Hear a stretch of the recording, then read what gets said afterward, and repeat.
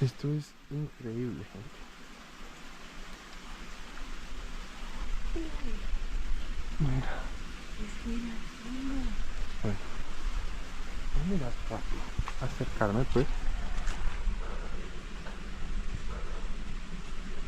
Es una cueva completa y absoluta. Y va hacia Viena muy, muy arriba.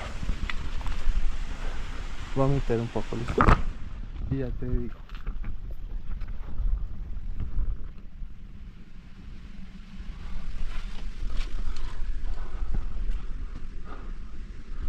Ahí hay un tubo.